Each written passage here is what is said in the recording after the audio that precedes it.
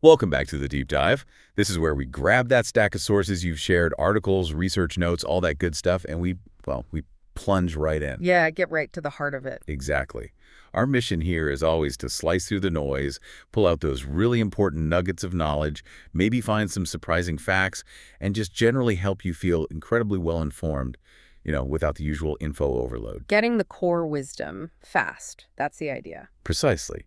And today we are diving deep into a system that gets a lot of credit for driving growth, innovation, and real focus in some of the world's most successful organizations. We're talking objectives and key results, OKRs. OKRs, yes, and their absolutely crucial partner, continuous performance management, which often goes by the acronym CFRs. Right. And the main source we're digging into today is John Doerr's really foundational book, Measure What Matters. Okay, so let's set the stage. Who's John Doerr and why this particular book? Well, Doerr he's a legendary venture capitalist over at Kleiner Perkins. Right, one of the big names in the Valley. But the origin of his passion for this whole goal-setting thing, it actually goes way back to the 1970s when he was an engineer at Intel. And that's where he learned the system from a man he calls a true management master, Andy Grove. Yeah, that's the key genesis story, really. Andy Grove, he was executive vice president at Intel back then, often described as the company's communicator and operator-in-chief. Quite the title. It is. And he was fundamentally a teacher. He put goal setting right at the absolute center of how Intel actually worked. People said he was sort of a walking OKR himself, really embodying the principles.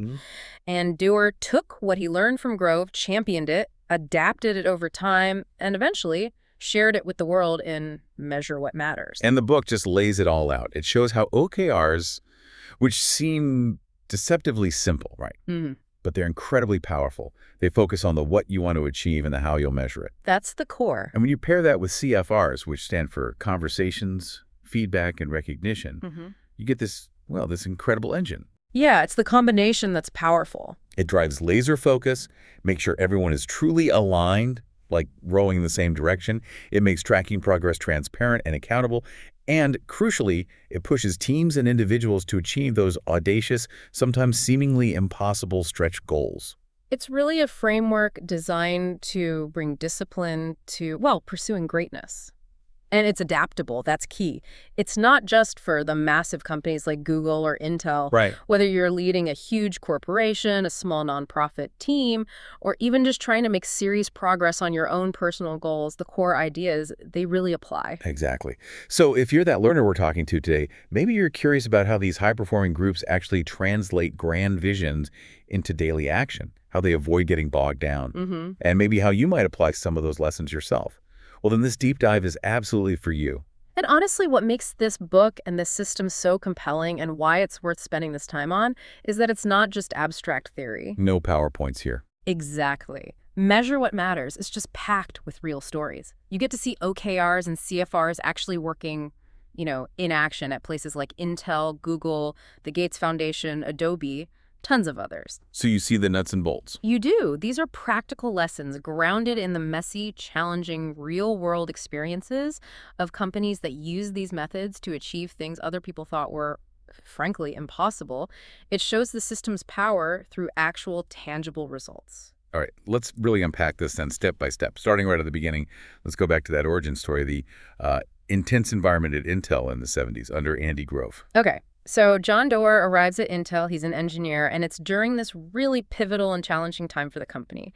Andy Grove was one of the key figures. They called him the Intel Trinity. Right. With more noise? Exactly. Gordon Moore was more the future thinker. Robert Noyce was the public face, the statesman. Yeah. But Grove was the operational genius. He was the one making the trains run on time and run fast. The engine room. Pretty much. And he was constantly teaching management principles. He ran internal seminars, like this thing called IOPEC, intensely focused on the stuff that truly mattered for a semiconductor company back then. Achieving high profit margins, securing market leadership, making sure employees had genuinely challenging jobs. That's an interesting one. Yeah, he believed challenge was motivating and ensuring opportunities for growth. He was relentless about execution. Grove sounds like an incredibly demanding leader, though. The book mentions his style involved ruthless intellectual honesty, a disregard for self-interest, and this deep allegiance to the team. That doesn't exactly sound warm and fuzzy. Oh, it definitely wasn't about being comfortable. Grove demanded discipline, absolute clarity, and, yeah, brutal honesty about performance. There's that famous story about Andy's late list. Ah, yes. Anyone arriving after 8:05 a.m. had to sign this public list. It wasn't about docking pay, apparently, but it was a very, very visible signal about the importance of punctuality and commitment in a business where tiny errors could have massive consequences. High stakes. Extremely. He was a relentless problem solver, he had a clear vision, and he expected everyone to execute with precision. No excuses. Okay, so out of this intensity and this focus on what truly mattered, how did he manage to simplify goal setting into something tangible? How did he boil it down into OKRs? Grove just had this remarkable ability to cut through complexity. He defined OKRs with, honestly, stunning simplicity. He said, look, there are two key phrases, objectives and key results. Oh, and KR. Right. And they serve two matching purposes. The objective, the O, is the direction. It's, in his words, where we're going to go. The destination. Kind of. He used an example like, we want to dominate the mid-range microcomputer component business. That's the big picture, the qualitative goal, the what you want to achieve. Got it. The direction, the what. So if the objective is the what about the key results? The KRs. So Grove said, key results are the measurable milestones. They are how you know if you're actually moving towards that objective. And his definition here is just brilliant in its simplicity. He said, at the end you can look, and without any arguments. Did I do that or did I not do it? Yes. No. Simple. No judgments in it. Wow, that's clear. Totally. The key results are the how you measure progress towards the objective. They must be unambiguous, quantifiable, verifiable, black and white. That clarity is just so powerful. It strips away all the ambiguity, makes assessment purely factual. Okay, let's jump to that first big application story the book highlights. Operation Crush at Intel. This was a really high-stakes moment for them, wasn't it? Oh, incredibly high stakes. This was late 79, early 1980. Intel was hurting badly. They'd lost significant ground in the memory market, DRAM especially, which had been their bread and butter. Now, fierce competition from Japan was threatening their position in EEPROM chips, too. Their future looked genuinely shaky. So pressure was on. Immense pressure. The microprocessor business, specifically their 8086 chip, was seen as their absolute best hope for survival, let alone future growth. And Motorola was right there, a key competitor with their own chip. And Bill Davidow, his whole systems business depended on the 8086 taking off. Grove basically tasked him with solving the problem of racking up design wins for the 8086. Exactly. Getting companies to choose Intel's chip for their new products. A tough sell at the time. Very tough. Davidow faced a sales force that felt, frankly, defeated. They were selling into a market where Intel wasn't the dominant player anymore. He had to craft a whole new narrative. More than just the chip itself. Much more. Convince customers that choosing the 8086 wasn't just buying silicon, it was partnering with Intel for the next decade. Highlighting their broader product family, their deep technical support, the lower total cost compared to Motorola, he had to galvanize this demoralized team. So they framed this massive company-defining effort using OKRs. What was the big overarching objective for Operation Crush? The objective Davidow set was crystal clear. Establish the 8086 as the highest performance 16-bit microprocessor family. That's a bold statement, right? Aiming for clear market leadership. Definitely ambitious. Yeah. And the key results for a specific period, like Q2 1980, what were those concrete, measurable steps they needed to hit? Yeah, the book gives specific examples from that quarter, and they really show the kind of diversity of KRs you need to support a big objective like that. Things like develop and publish 5 benchmarks showing superior 8086 family performance. Okay, how'd they do on that one? They scored a 0.6 on that one, so partially achieved. Another KR, repackage the entire 8086 family of products. That one they nailed, a 1.0 score. Okay. Then there was get the 8 megahertz part into production. That one they missed that quarter, a 0 score. And sample the arithmetic coprocessor no later than June. They were close on that, scored a 0.9. Okay, so if you average those out for that objective, just those KRs, they scored around, what, 0.625, 62.5%? What does that actually mean in the Intel culture back then? Was that bad? No, surprisingly, that was considered a good score. It wasn't seen as failure.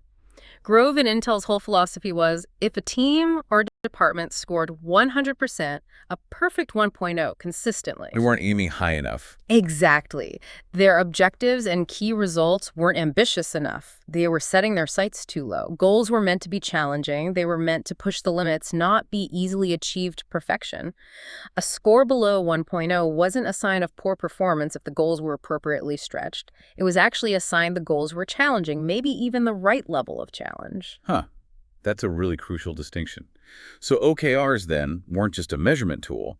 They were a tool for actively pushing capability. Absolutely. David O. credits OKRs directly with providing the structure needed for rapid implementation and offering those black and white criteria that just cut through endless debate. They helped turbocharge a very large, very complex organization precisely when it needed it most. And I guess Motorola. Up against this newly unified, incredibly focused Intel, Motorola apparently struggled to compete effectively. OKRs were a weapon. How did the goals cascade down in something as massive as Operation Crush?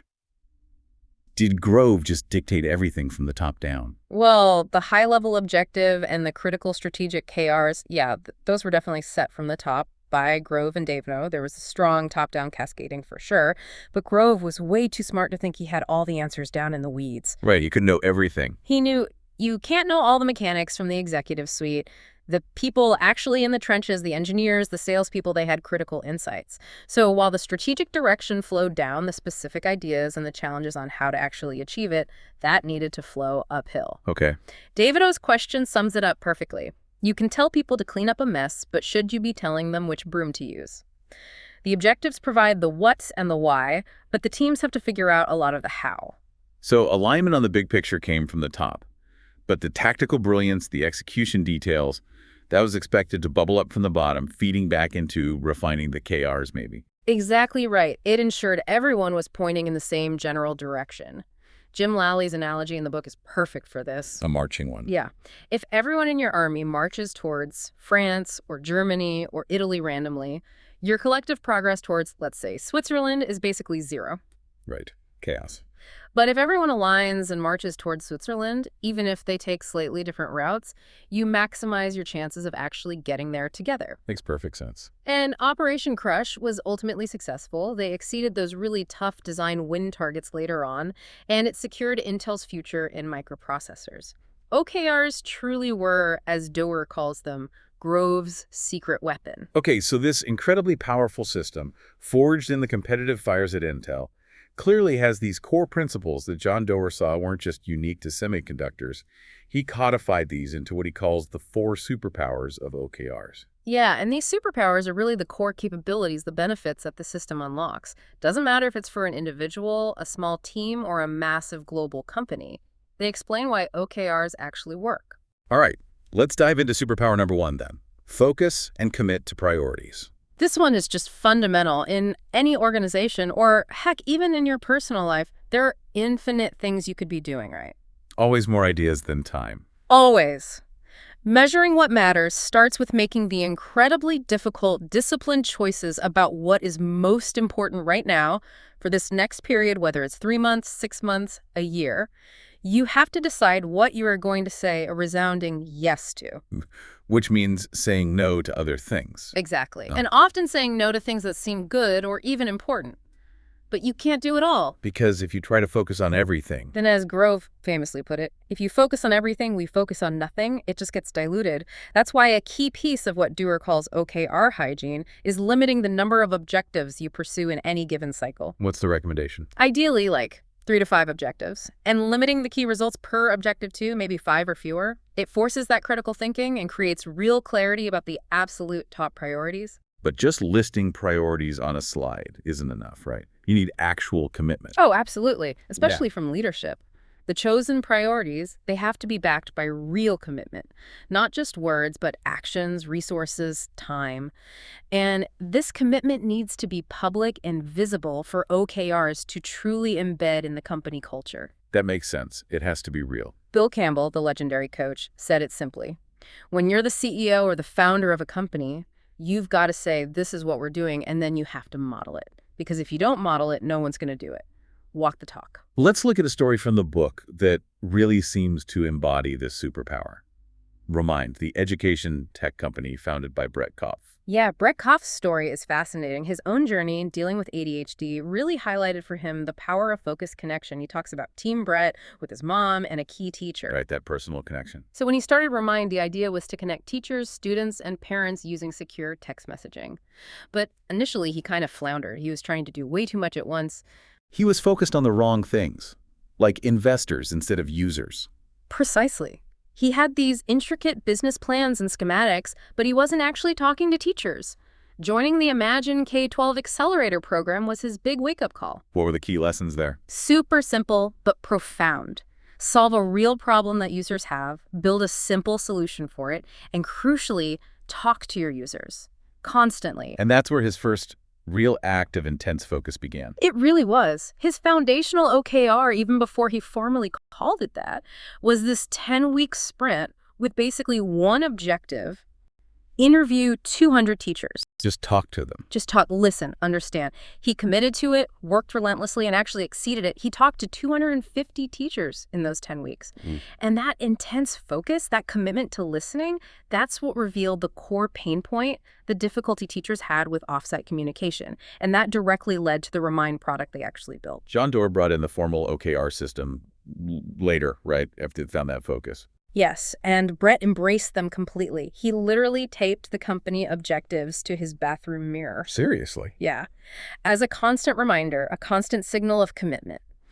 This system helped their small team, which was chronically short of engineers, stay laser-focused on being teacher-obsessed and just attacking the few things that mattered most. No distractions. And the result of that focus and commitment, what happened? Explosive growth. I mean, 130,000 messages exchanged within just 3 weeks of launch. They secured significant funding, including a Series B led by Doerr's firm, Kleiner Perkins, and they scaled dramatically, all powered by that initial and ongoing focus on their core user and their absolute top priorities. That's a great illustration. Another powerful story about commitment, especially leader commitment, comes from Jenny Kim and her company, Nuna. Yeah, Ginny Tim's story is incredibly inspiring. Her drive to build this healthcare data platform, particularly focused on Medicaid data, was born from a really deep personal place after a family tragedy involving the healthcare system. So she had this huge mission. Huge, audacious, incredibly difficult mission.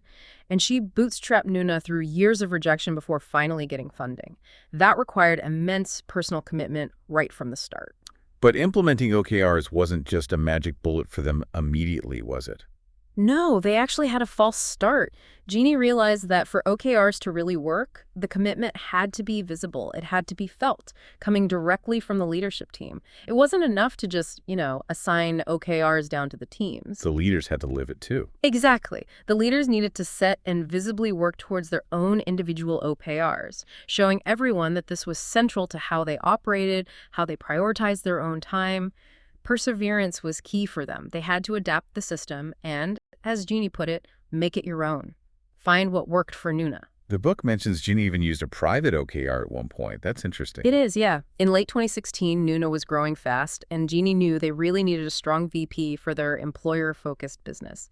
It was a new role, maybe a bit internally sensitive to announce too early. Okay. So she set a private OKR, apparently shared only with her co-founder, specifically to hire this VP by a certain date.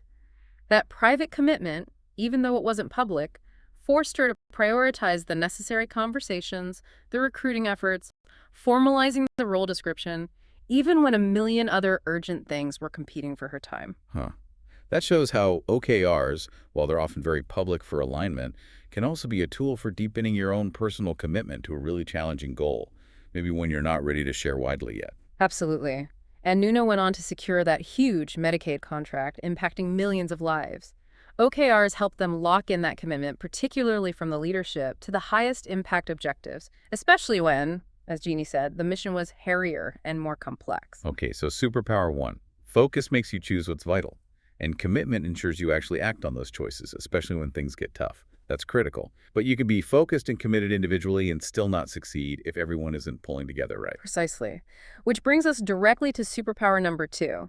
Align and connect for teamwork. Getting everyone on the same page. Exactly. This is all about making sure everyone understands the bigger picture and, crucially, how their specific work contributes to it. A core principle of OKRs, maybe the core principle, is transparency. Seeing everyone else's goals. Ideally, yes. Objectives and key results are shared openly across the organization, from the CEO or top leadership all the way down to individual contributors. This allows people to see where they fit in the overall strategy, understand the company's game plan, and this is really important, identify those cross-dependencies with other teams early on. Why is that transparency and alignment so critical? What's the payoff? Because misalignment is incredibly costly. It's wasteful. Harvard Business Review found that highly aligned companies are more than twice as likely to be top performers. Yeah. It just makes sense, right? Yeah.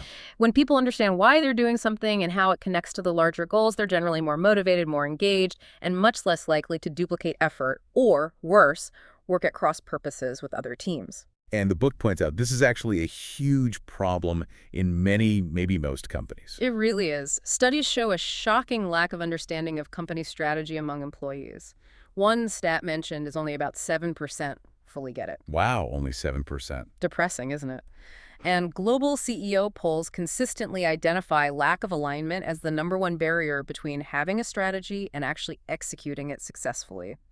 As one person quoted in the book, Amelia Merrill from RMS, put it in a complex organization, everything seems important, everything seems urgent, but what really needs to get done, OKRs help cut through that noise. How?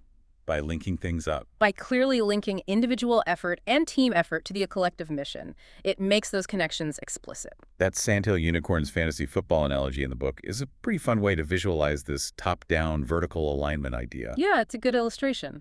Imagine a fictional football team. The general manager's top objective is simple: make money for the owner. Their key results to achieve that might be win the Super Bowl and fill the stands to 90% capacity. Now those KRs become the objectives for the next level down. Ah, okay, so the head coach inherits. The head coach's objective becomes win the Super Bowl, and maybe the SVP of marketing's objective is fill the stands to 90%. And that structure just keeps cascading down the chain. Exactly. The head coach then sets KRs for winning, maybe achieving a certain passing yardage per game, or limiting opponent points below a certain average.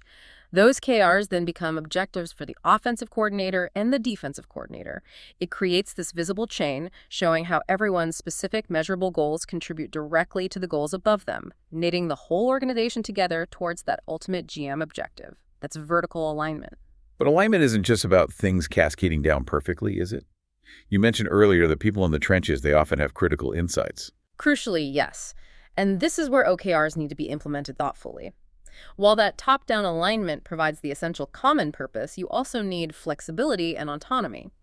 Both Peter Drucker and Andy Grove were pretty negative about managers meddling too much in how people do their work. Right. Micromanaging kills initiative. Exactly. Professional employees need standards, they need clear goals, but they should have control over how they achieve them. And often, real innovation bubbles up from the edges, from salespeople talking to customers, from engineers tinkering, from people in the trenches seeing problems firsthand. So a healthy OKR environment needs to balance that alignment with autonomy. It has to. It balances that shared direction, the common purpose, with the creative freedom for teams to collaborate and solve problems autonomously once they understand the what and the WHY they're aligned on. That sounds like it requires really strong horizontal alignment, too, between different teams.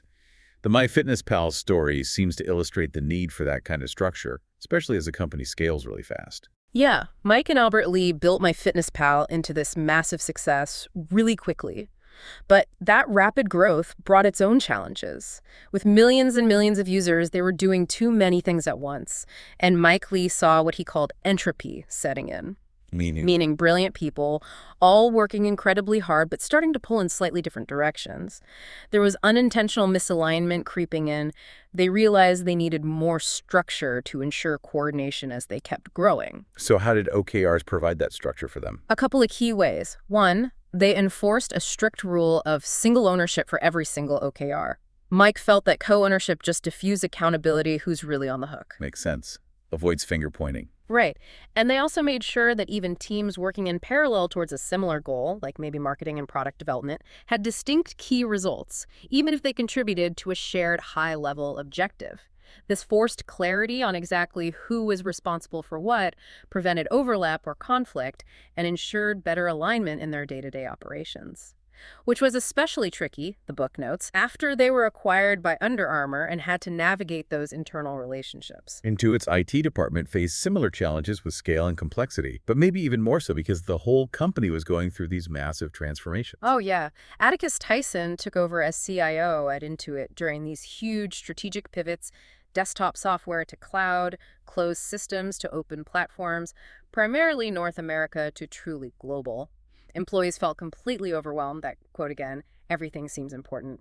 They desperately needed a way to clarify how their individual work tied into Intuit's overall strategic direction, their true north. And OKRs provided that necessary transparency. Massively so, it sounds like. Intuit's IT group integrated OKRs really deeply into their workflow, and the transparency was key. Employees could easily look up their manager's OKRs, their department's OKRs, the company's OKRs. Tyson noted that employees viewed their manager's OKRs something like 7 times per quarter on average. That's a lot. It shows they were actually using it. It's a strong indicator of engagement, right? And of people actively trying to understand how their specific work linked up to the higher level goals. What about that horizontal alignment piece, connecting across departments? That was described as a genuine sea change for them. Because all the goals were visible, their data and analytics team could instantly see the goals of, say, the financial systems team and realize, hey, we need to connect with them on this. This happened in real time, proactively, rather than discovering dependencies way too late down the road. So it broke down silos. It did. Tyson actually had to actively coach his teams to disconnect from us, the managers, and connect to each other, really emphasizing that horizontal collaboration across the org chart, not just reporting up the chain. It sounds like OKRs really became the glue holding together this large, transforming department, showing employees maybe in different locations, like the example of the team in India, how their specific tasks were contributing directly to that global mission, like the shift to the cloud. Yeah. Boundaries just melted away. That's the power when it works well. Transparency and alignment through OKRs ensure everyone understands the common purpose and knows how to work together effectively.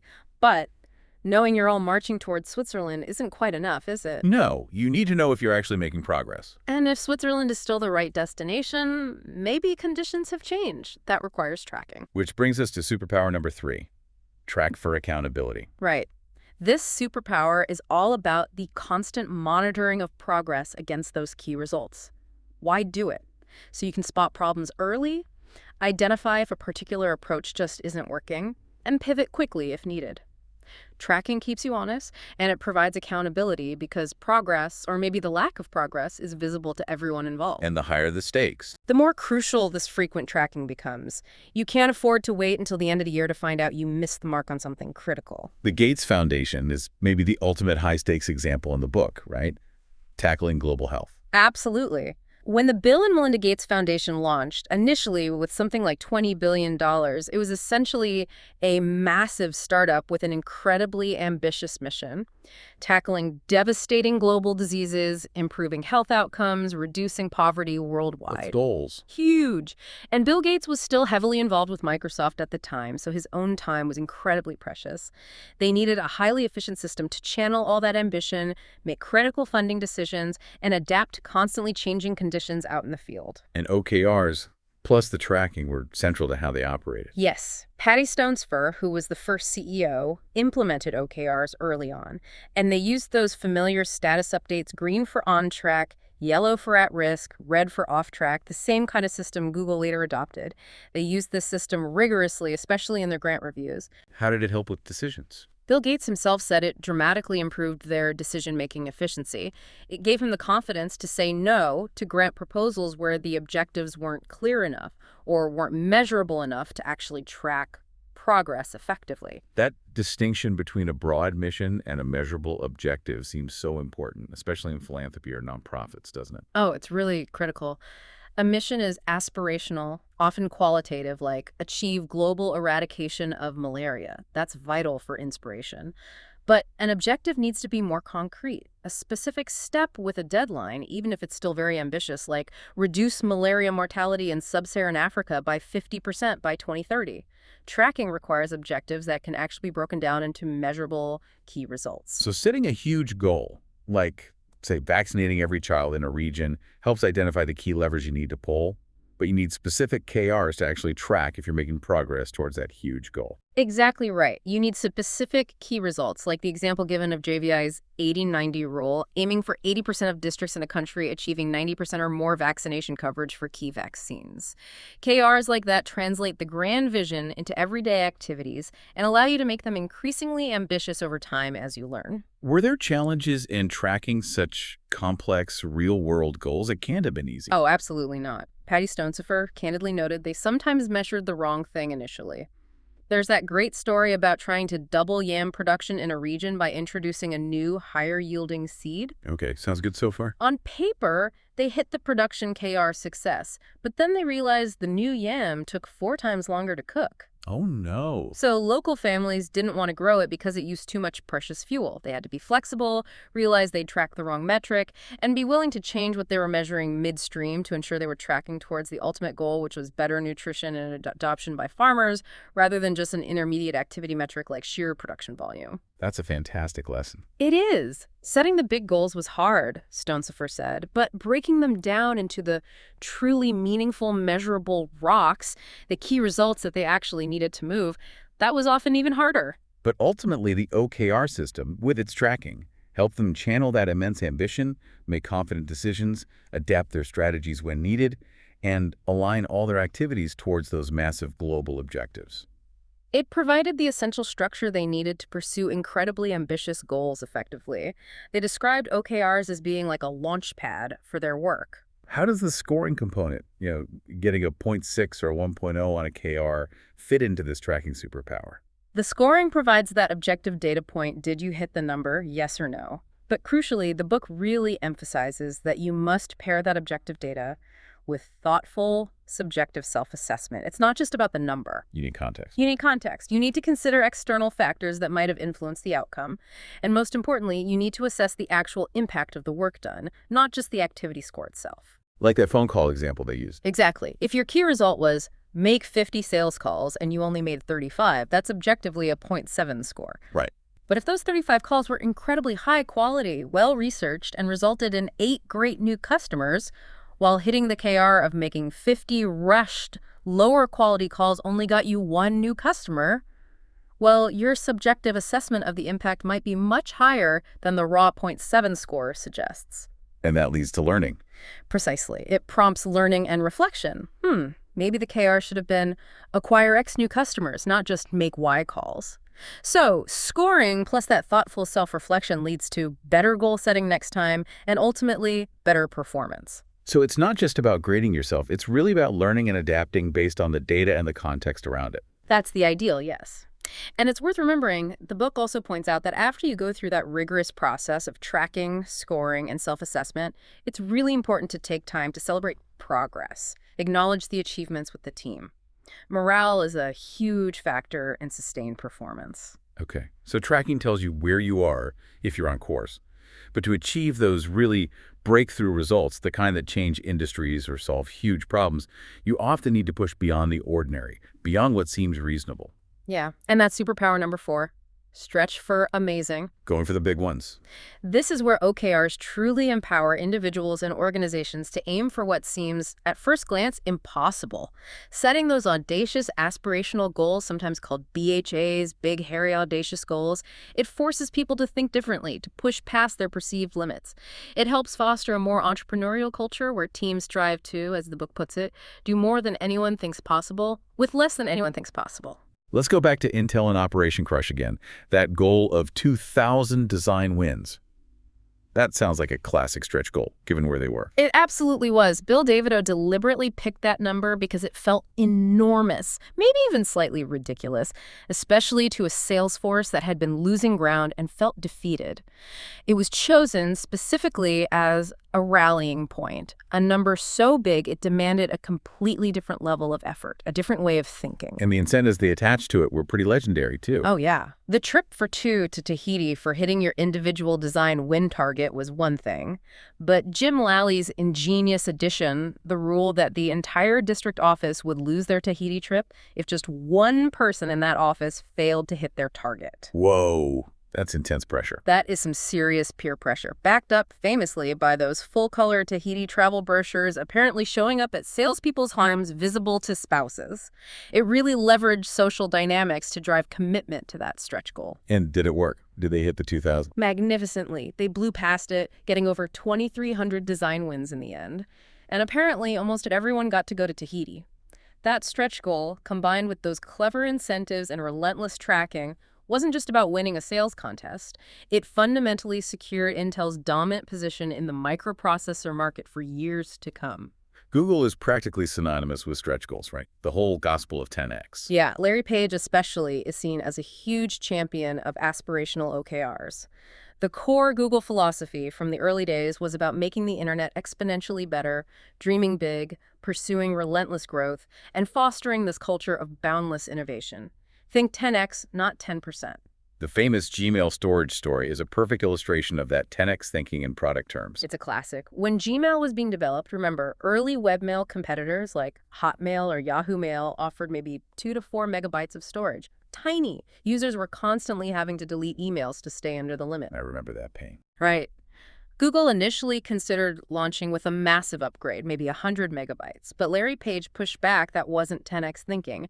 They launched Gmail in 2004, offering a gigabyte of storage. Which was unheard of, 500 times more. Completely unheard of, up to 500 times more than competitors. It wasn't just an incremental improvement. It fundamentally changed how people use email. Archiving everything became standard overnight.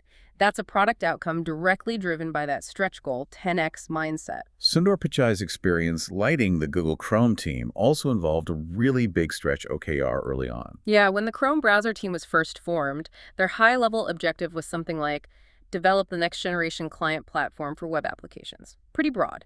But in 2008, they set a truly aspirational key result to drive progress.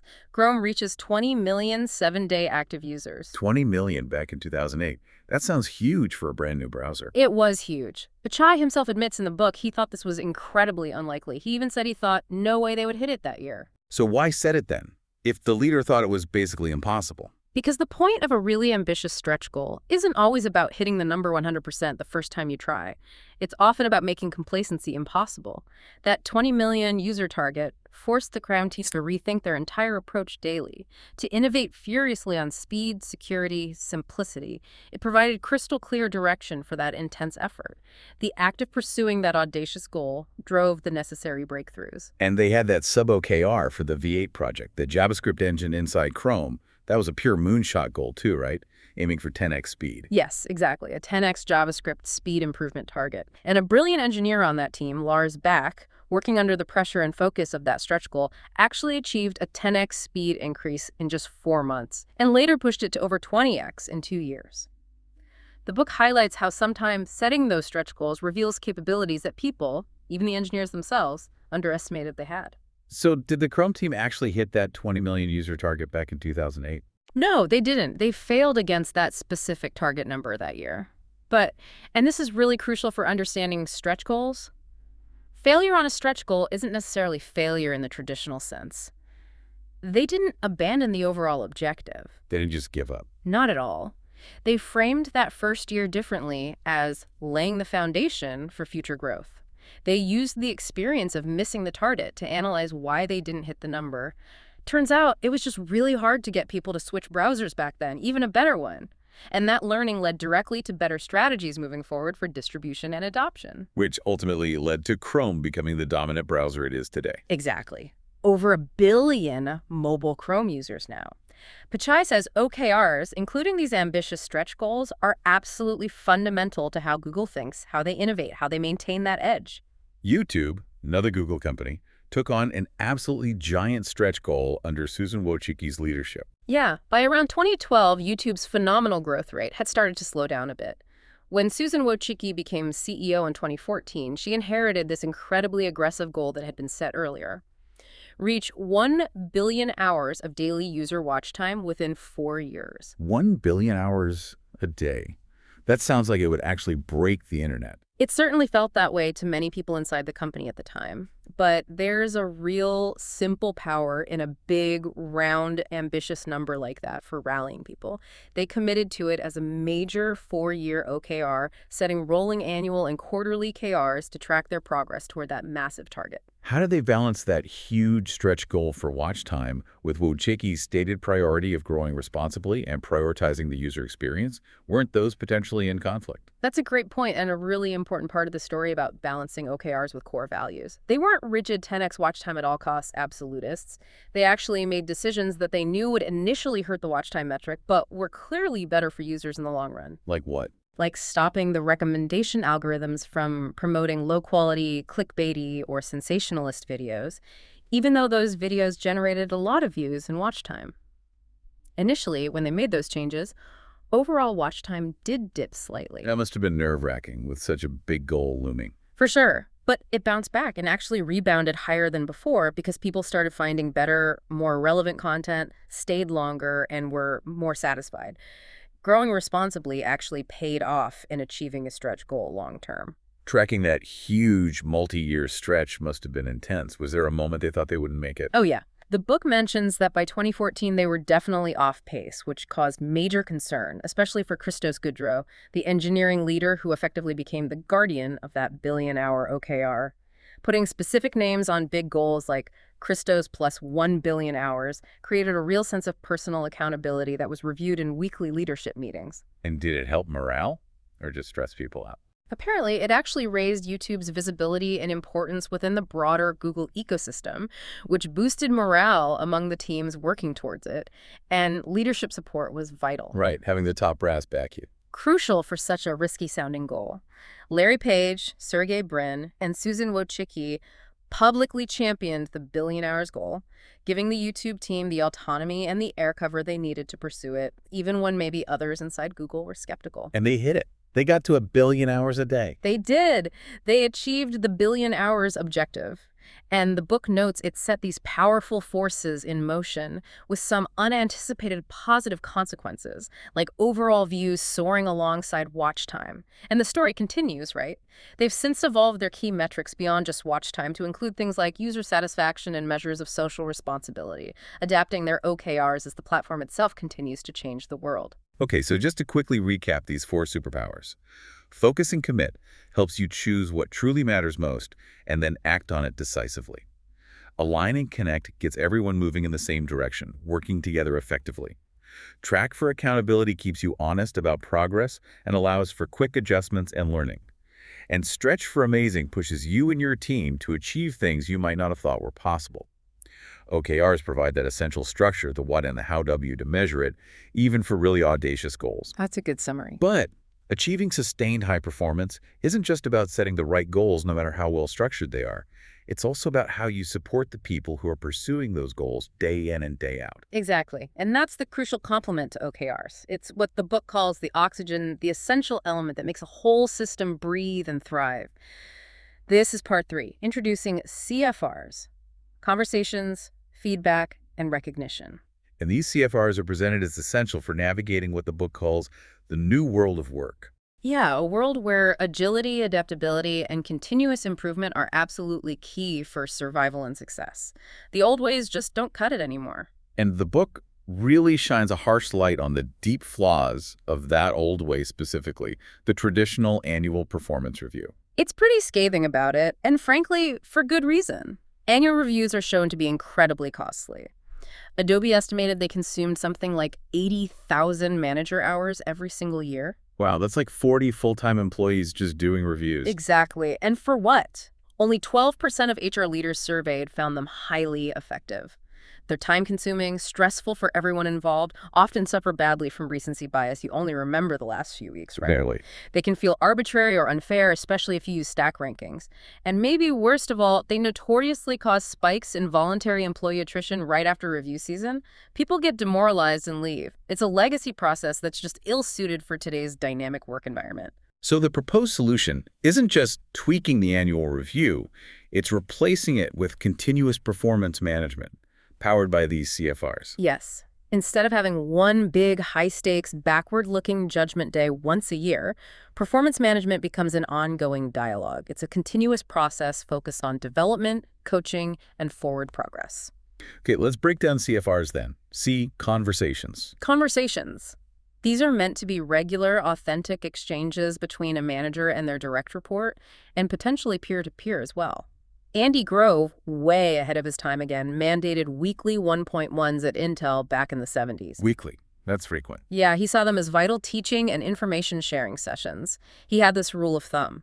90 minutes of a manager's time spent in a good 1.1 could enhance a subordinate's work quality for the next 2 weeks. That's quite a return on investment. It is. And critically, Grove insisted the 1.1 is the subordinates meeting. They set the agenda, they bring their topics, their challenges, their questions. The manager is there primarily to listen, to coach, to ask good questions, and to help remove obstacles. And these conversations need to go beyond just status updates on tasks. They need to cover deeper issues like job satisfaction, frustrations, career aspirations, maybe doubts or concerns, real talk. Okay, that's C. Next, F, feedback. Feedback. This is essentially information and opinion grounded in observation or experience about someone's performance or behavior. It's absolutely necessary for growth and improvement. You can't get better if you don't know what you're doing well and where you need to adjust course. And it needs to be regular. Needs to be regular, specific, and ideally two-way. It's not just manager to employee. Employees should feel comfortable and encouraged to give feedback upwards to managers and sideways to peers as well. Transparent OKRs naturally facilitate this, by the way.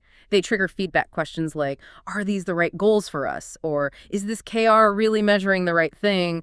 Or how can we stretch more effectively on this objective? Makes sense. And the book makes a strong point that constructive, well-delivered corrective feedback, while sometimes difficult, is actually a gift that can help someone change behavior positively and grow. Okay, C is conversations, F is feedback, finally R, recognition.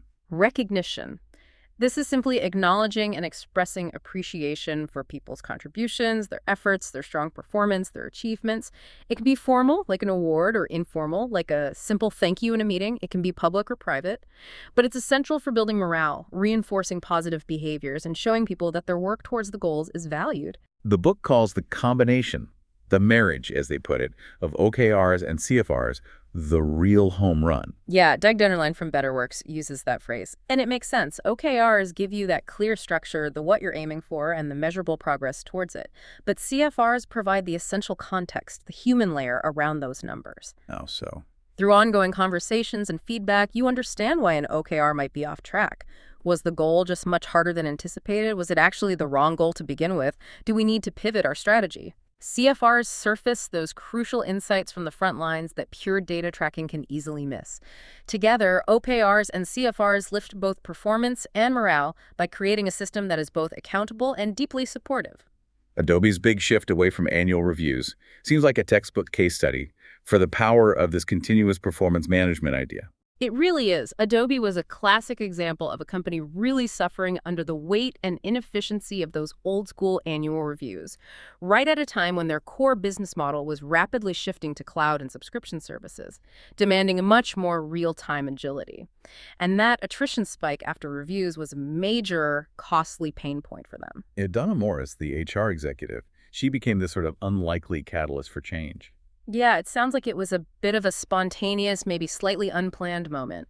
Sparked by jet lag and seeing colleagues stressed out during review season while she was visiting India, she posted a question on Adobe's internal network, basically asking employees, if we got rid of annual reviews, what would you want instead? Bold move. It was. And apparently it sparked this huge viral discussion across the company.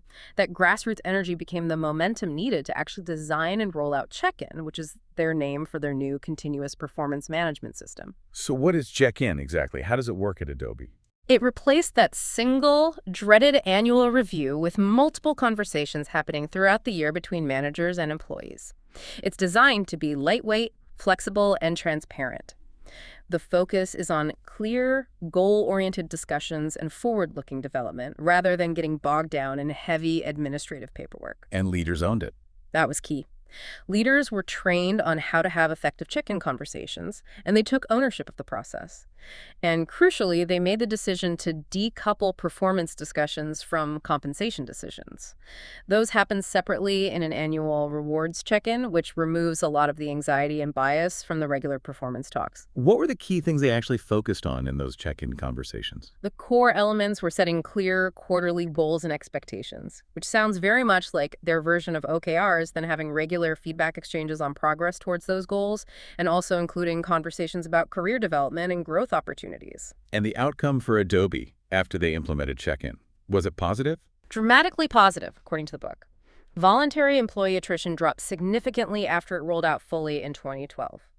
It didn't just fix a broken HR process, it apparently invigorated the entire business, helped foster innovation, and contributed to creating a culture where people felt safer, where mistakes were seen more as opportunities to learn and grow, that it's okay to make a mistake.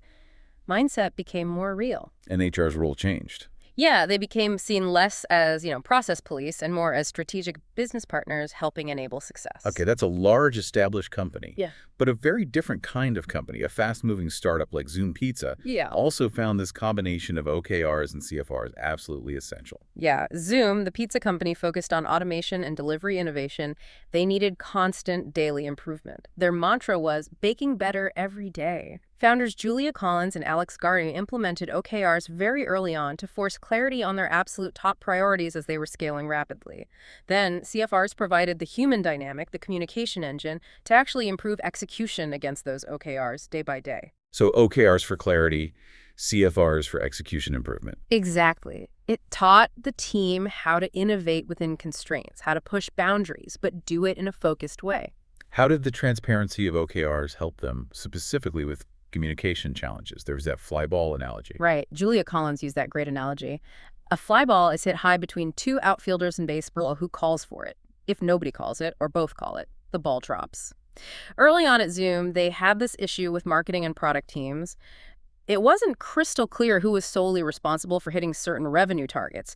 Was it marketing bringing in new customers or product retaining existing ones? Ambiguity. Total ambiguity. The transparency of the OKRs highlighted this immediately, so they explicitly split the responsibility in the KR's new customer revenue owned by marketing, repeat customer revenue owned by product. It brought instant clarity and single ownership. Unacknowledged dependencies or unclear ownership just jump out at you when the goals are public like that.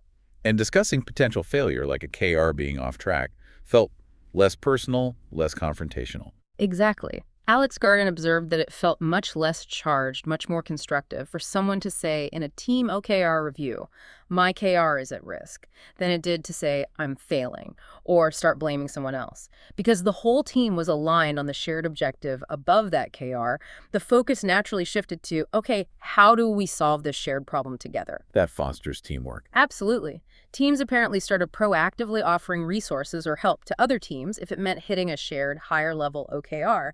It fostered a much stronger sense of collective responsibility, moving away from siloed thinking. Their approach to the conversations piece of CFRs sounds particularly deep, almost therapeutic. It's a really powerful model they describe. They mandated bi-weekly 1.1s between managers and reports, and these were a full hour long, with one strict rule. Right. Absolutely NO discussion of daily work tasks. Wow, an hour, no work talk. What do they talk about? It wasn't about project updates at all. It was sacred time focused entirely on the individual. Managers discussed the employee's personal goals, their career aspirations, maybe 2-3 years out, and then helped break those big dreams down into concrete 2-week action plans.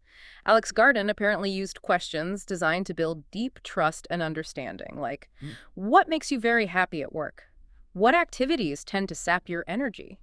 If you could design your dream job, what would it look like? That level of personal focus must build incredible trust and psychological safety within the team. It seems like it would have to, right? It goes far beyond typical task-oriented management. It builds genuine connection, helps managers understand motivations, and fosters a culture where people feel seen, supported, and probably much safer to be vulnerable, to admit challenges, to ask for help. And the outcome for Zoom. The book suggests it led to improved daily operations because people were more engaged, clear ownership of responsibilities, much better communication and collaboration between teams, and ultimately a stronger culture built on trust and shared values. And it significantly developed both the managers and the individual contributors through these focused conversations. Okay, so just to synthesize this, OKRs provide the what to achieve and the measurable HOW. CFRs provide the crucial human engine, the conversations, feedback, and recognition to guide the HOA of execution, support the people doing the work, and enable continuous improvement. But for any of this structure and energy to truly flourish, it needs the right environment, the right soil to grow in. Exactly. And that environment, that soil, is culture. Part 4 of the book positions culture as the essential medium that makes OKRs and CFRs truly thrive. Think about it. OKRs give you a framework for setting goals. CFRs give you a framework for communication and feedback around those goals. But these systems, they require a foundation to work effectively. And that foundation is the organization's underlying values, its beliefs, its norms, its culture. Precisely.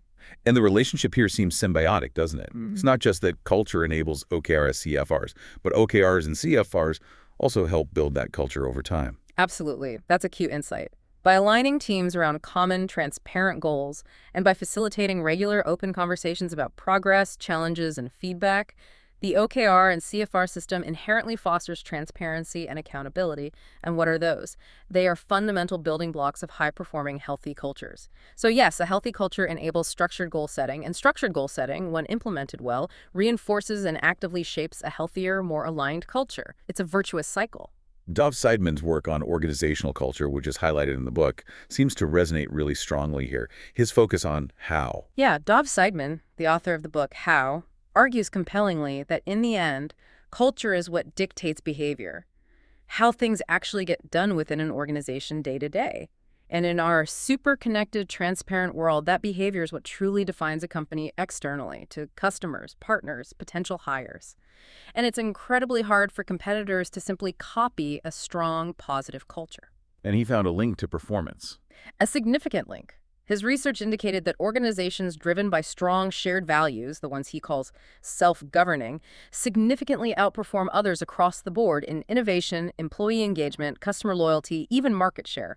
Culture isn't just fluff, it's a competitive advantage. And his concept of active transparency seems like a perfect fit with an OKR CFR culture. What does he mean by that? Active transparency, as Seidman describes it, is about people being genuinely willing to open up, to share their truth, to be vulnerable sometimes, and to bring others into their thought processes and their work.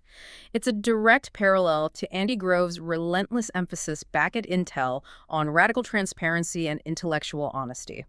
A well-implemented OKR-CFR culture is, almost by definition, fundamentally transparent, because the goals, the progress, the challenges, they're all visible and openly discussed. Coursera, the online education platform, is presented as a good example of a company that explicitly tried to link their OKRs to their culture and values right from the early days. Yeah, Coursera was founded in 2012 and apparently started using OKRs pretty quickly in 2013. They were influenced by Leela Ibrahim, a former Intel executive who joined them, and they made this very conscious effort to explicitly connect their OKRs not just to business strategy, but directly to their core company mission, which was about accessing the world's best learning, and also to their 5 core company values. How did they actually weave that connection in? What did that look like? The way it's described is that their team OKRs didn't just roll up to abstract strategic pillars. They rolled up to strategic objectives that were explicitly tied back to one or more of their 5 core values. So OKRs became the tangible pathway, the mechanism, for teams to not just achieve business goals, but to actively live out and reinforce the company's stated mission and values in their everyday work. And the outcome of doing that. The book suggests it helped them articulate and align goals very clearly across the growing company. It constantly reinforced their founding values, and it contributed to maintaining a notably friendly, inclusive culture, which maybe stood in contrast to some of the more notoriously aggressive or combative cultures found elsewhere in Silicon Valley at the time. It gave them the discipline to look back and hold themselves accountable via the OKRs, while always looking ahead and trying to live their values through the work. Lumeris, a healthcare technology company, faced a really significant culture clash after merging 2 very different organizations. That sounds challenging. Extremely challenging. They were trying to merge a culture that was historically quite risk-averse with another that was much more eager to push boundaries, innovate quickly, maybe break things. This fundamental cultural gap became a major obstacle, significantly slowing down their progress after the merger. And the CEO, Mike Long, realized they couldn't just slap OKRs on top of that problem. Exactly. He realized they couldn't just roll out the OKR process and expect it to fix the underlying cultural divide. The culture itself needed to be addressed first. It was a prerequisite. This apparently required a major company-wide effort, including retraining basically everyone in the company on the new desired cultural norms and values. Wow, so culture change came first, but then OKRs helped actually build and solidify the new culture they needed. That's how it's presented, yes. OKRs help them shift the company's focus away from just working in the business, keeping the lights on, doing the daily tasks, towards intentionally working on the business, focusing on strategic improvements, innovation, moving forward together. Had it changed how teams interacted? Yeah, it seems so. They moved away from what they called a hero culture, where maybe individuals or siloed departments operated independently, towards a genuine team culture, where different teams proactively supported each other to achieve shared objectives defined by the OKRs. OKRs provided the necessary structure, the shared framework, to foster that intentional coordination and interdependence that was valued in the transformed company culture. So OKRs became like a shared language for the newly merged company. Precisely. The lingua franca, as the book calls it, that connected everyone's goals, helped bridge those historical cultural divides, and fostered real collaboration across different departments that had previously been quite insular. The One organization, co-founded by Bono, also used OKRs to help manage cultural challenges, as well as their incredibly ambitious goals in global advocacy. Yeah, One faced challenges after merging two different advocacy organizations, Data and One. They apparently struggled initially with internal transparency, which led to some confusion and maybe inefficiency. And they also had a tendency to set these absolutely gigantic stretch goals, which, without a clear framework for tracking and resource allocation, sometimes just led to burnout among their passionate staff. So how did OKRs help bring structure to all that passion and manage those huge goals more effectively? OKRs became, as they put it, part and parcel of their day-to-day operations. The discipline of setting OKRs forced them to have clearer thinking up front, to agree on what was actually achievable with the resources they had, providing a necessary frame to hang their passion on, as one leader described it. So more realism alongside the ambition. Exactly. And using the simple OKR traffic lights, the green, yellow, red status updates brought much-needed transparency and apparently sharpened their board meetings, their strategy discussions, and their focus on execution significantly. The book also highlights an interesting aspect, how OKRs help one become better listeners. How did that work? Yeah, this ties back to feedback and driving cultural change through the goal-setting process. They apparently received some challenging feedback, symbolized by a Senegalese proverb quoted, "If you want to cut a man's hair, it is better if he is in the room." Meaning they needed to involve the people they were trying to help. Exactly. They realized they needed to truly integrate African perspectives and leadership into their work and decision-making, not just operate from London or DC, assuming they knew best. So they used OKRs to focus on concrete, measurable actions to actually change their internal culture and their external approach. Like what kind of actions? Things like setting specific KRs around hiring significantly more staff based in Africa, expanding their African advisory board, proactively engaging with African thought leaders to help guide their policies. OKRs helped ensure these cultural change initiatives were treated as priorities and tracked, making them more effective listeners and better partners on the continent. So OKRs gave them the structure needed to manage those ambitious advocacy goals more effectively, and also to drive tangible cultural shift that improved their collaboration and ultimately their impact. That seems to be the key takeaway. And running through all these stories is the critical role of leadership. OKRs are effectively vessels for leadership priorities, and CFRs are the way those priorities are transmitted and discussed throughout the organization.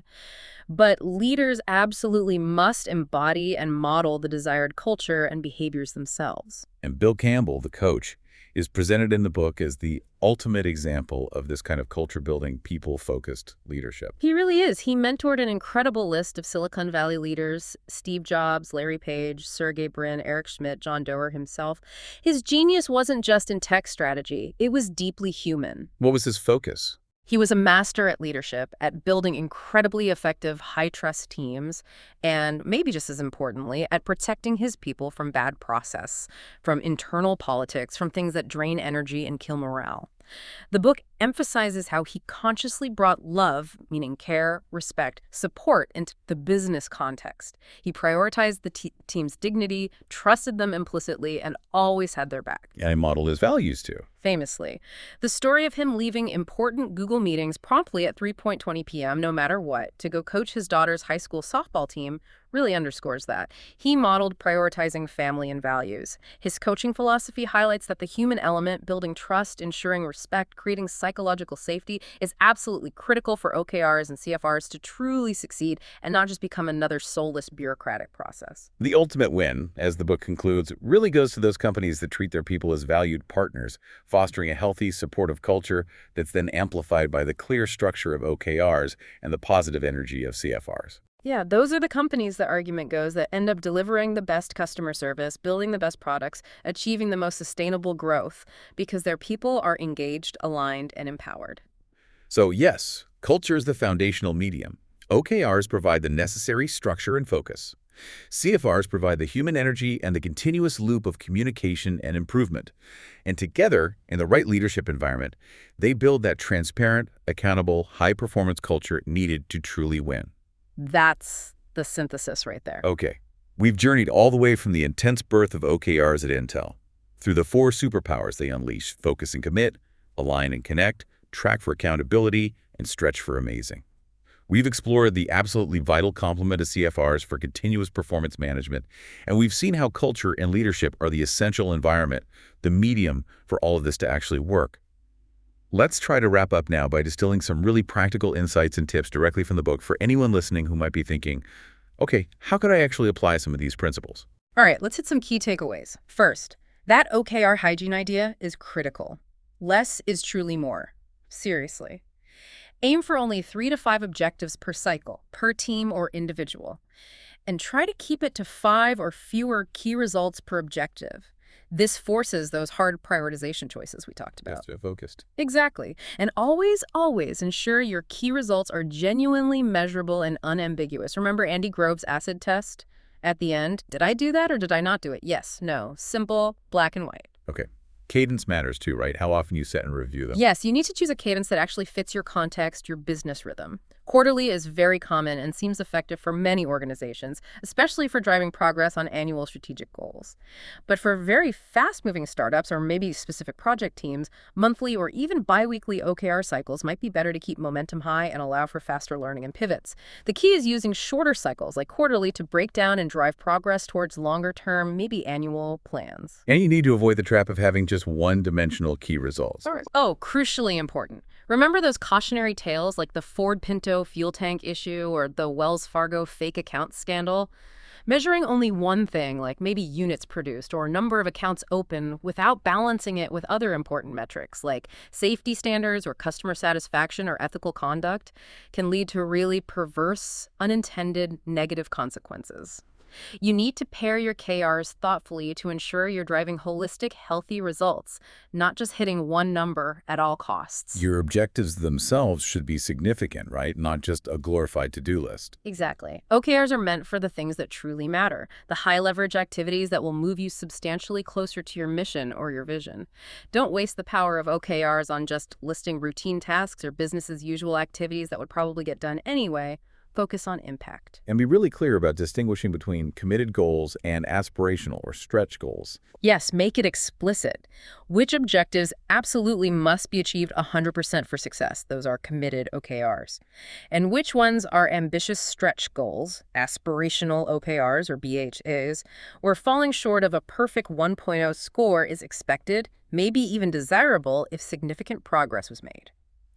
Clarifying this manages expectations and, importantly, creates the necessary psychological safety for people to truly stretch themselves without fearing punishment if they don't quite hit a moonshot target on the first try. But don't make them too crazy. Right. You also have to balance the ambition with some realism, so the stretch goals don't seem so utterly impossible that they just become demotivating from the start. It's a calibration act. And be aware of some classic OKR writing traps. Yeah, there are a few common pitfalls, like setting key results that are really just activities or outputs, not outcomes, and they don't actually guarantee you'll achieve the objective.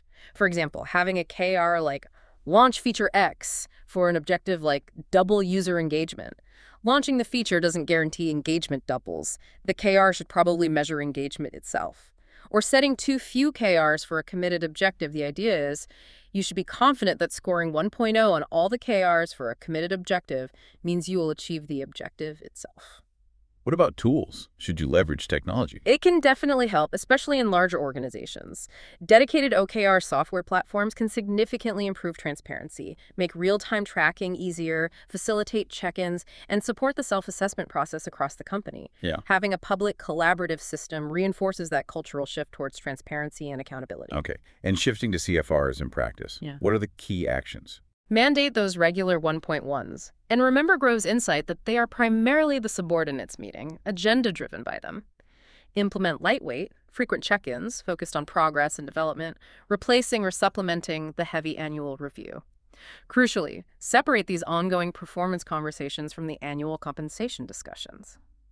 Actively work to cultivate a culture of feedback, make it normal, make it two-way, up, down, sideways, encourage peer-to-peer feedback, and be intentional and timely about recognizing contributions and celebrating performance wins, big and small. And running through absolutely all of this, underpinning its success, is leadership. It's non-negotiable, isn't it? Completely non-negotiable. Leaders absolutely must demonstrate buy-in by setting and sharing their own OKRs. They need to communicate priorities clearly and consistently. They need to coach their teams relentlessly through effective CFRs. And they need to provide the necessary autonomy and support for their teams to execute and innovate once they're aligned on the goals. It starts at the top. So, thinking about you, listening right now, maybe you're thinking, this sounds great for Google or Intel. But how can I take these powerful concepts and actually put them to work? And the answer is, you likely can. Whether you're leading a large division, part of a small project team in a nonprofit, or even just focused on your own personal development or pursuing a big personal goal, like writing a book or running a marathon, these core principles are incredibly applicable. How so? Setting clear, measurable goals for what you want to achieve, your OKRs. Regularly checking in on your progress against those goals and being honest about where you need to adjust. That's conversations and tracking. Actively seeking out and giving honest feedback to yourself or others involved. Feedback. Recognizing milestones and steps forward. Recognition. And daring to aim for truly ambitious outcomes that push you. It's fundamentally about bringing discipline, focus, and effective communication to whatever matters most in your work or your life. John Doerr's vision for this actually extends way beyond the corporate world, doesn't it? He talks about the potential for OKRs to improve outcomes in education, in government, healthcare, even tackling huge societal challenges. Yeah, he's a real evangelist for the system's potential. The example mentioned of young kids setting and tracking their own learning OKRs at the Khan Lab School really shows just how adaptable this system can be. There's no dogma, as Doerr says. You don't have to implement it exactly like Google did. You can tailor it to your specific context, find the points of emphasis, the cadence, the tools that work best for you or your team. It provides a repeatable framework, really, for driving impact and improvement wherever you choose to apply it. That's the promise. Well, this has been an incredibly insightful deep dive into Measure What Matters. Seeing how OKRs and CFRs, when they're combined effectively with the right kind of culture and leadership, have fueled such remarkable achievements across so many different organizations, it's truly compelling stuff. It really highlights the profound power of bringing intentionality, clarity, and structure to the pursuit of ambitious outcomes. It's not magic, but it is a powerful methodology. Absolutely. So as we wrap up this exploration today, here's maybe a final provocative thought for you to carry with you, something to mull over. Imagine if this systematic approach, this discipline of clear goal setting, continuous communication, transparent tracking, and committed pursuit of progress wasn't limited primarily to the highest levels of business or tech giants. What if it became a truly widespread practice? In our local communities, in our school systems, maybe even within our own families, or applied intensely to solving major global issues like climate change or poverty. What seemingly impossible things could we unlock, collectively or maybe even just individually in our own lives, if we consistently and clearly focused on measuring what truly matters most? Thank you so much for joining us for this deep dive. We look forward to the next one.